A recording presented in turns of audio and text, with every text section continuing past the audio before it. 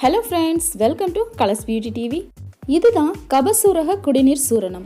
இது எல்லா நாட்டு மருந்து கடைகள்லையும் இப்போ நமக்கு கிடைக்குது. கபம் சம்பந்தப்பட்ட எல்லா பிரச்சனைகளையும் சரி பண்ணக்கூடியது இந்த கபசூரக சூரணம். கபம் சம்பந்தப்பட்ட பிரச்சனை அப்படின்னு பார்த்தீங்கன்னா சளி, மூக்கடைப்பு, இருமல், இந்த மாதிரி சளி சம்பந்தப்பட்ட எல்லா பிரச்சனைகளையும் சரி பண்ணக்கூடியது இந்த கபசூரக சூரணம். இப்போ இந்த கபசூரக குடிநீர் எப்படி செய்கிறது, இதில் சேர்த்துருக்கிற இன்க்ரீடியன்ட்ஸ் என்னென்ன, இதை யாரெல்லாம் குடிக்கலாம், யாரெல்லாம் குடிக்கக்கூடாது அப்படின்றத விவரமாக பார்க்கலாம்.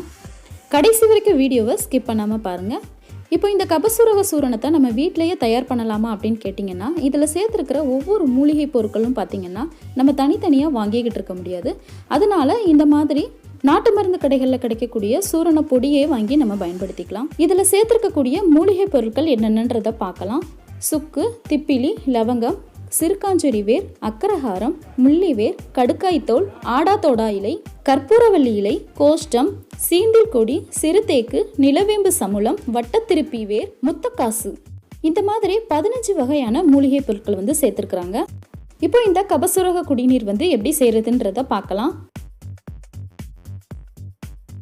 இப்போ இதுக்கு ஒரு சில்வர் பாத்திரம் எடுத்துக்கலாம். இதில் 300 மில்லி அளவுக்கு தண்ணீர் சேர்த்துக்கலாம். இது பார்த்திங்கன்னா ஒரு நபருக்கான குடிநீர் செய்கிறதுக்கான அளவு தான் நான் சொல்கிறேன்.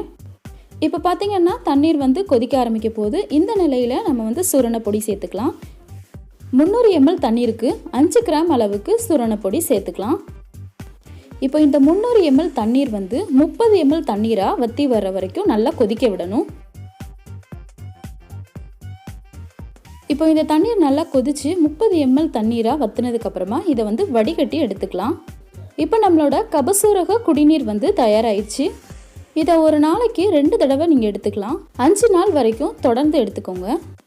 இதை யாரெல்லாம் எடுத்துக்க கூடாது அப்படின்னு பார்த்தீங்கன்னா 3 மாதத்துக்கும் கீழே இருக்கிற கர்ப்பிணி பெண்கள் எடுத்துக்கக்கூடாது.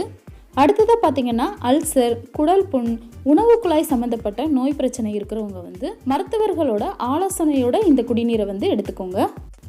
அல்சர் பிரச்சனை இருக்கிறவங்க இதை வெறும் வயிற்றில் குடிச்சிடக்கூடாது. சாப்பிட்டு ஒரு அரை மணி நேரம் கழித்து எடுத்துக்கோங்க. இந்த குடிநீர் பார்த்திங்கன்னா சளி, மூக்கடைப்பு, இருமல், சுவாச கோளாறுகளெல்லாம் சரி பண்ணக்கூடியது. நோய் தொற்று ஏற்படுறதுக்கு முன்னாடியே நம்ம பாதுகாத்துக்கிறது ரொம்ப முக்கியம். இந்த நோய் தொற்றிலிருந்து நம்மளை பாதுகாத்துக்கிறதுக்காக இந்த கபசூரக குடிநீரை எல்லாருமே பயன்படுத்துங்க. எல்லாரும் சேஃபாக இருங்க. என்னோட இந்த வீடியோ உங்களுக்கு பயனுள்ளதாக இருக்கும் அப்படின்னு நான் நினைக்கிறேன். என்னோட இந்த வீடியோ பிடிச்சிருந்துச்சு அப்படின்னா மறக்காமல் லைக் பண்ணுங்கள், கமெண்ட் பண்ணுங்கள், உங்களோட ஃப்ரெண்ட்ஸ்க்கும் இந்த வீடியோவை ஷேர் பண்ணுங்கள். இன்னும் நீங்கள் நம்மளோட சேனலை சப்ஸ்கிரைப் பண்ணலை அப்படின்னா இப்போ நீங்கள் சப்ஸ்கிரைப் பண்ணிடுங்க. Thank you friends.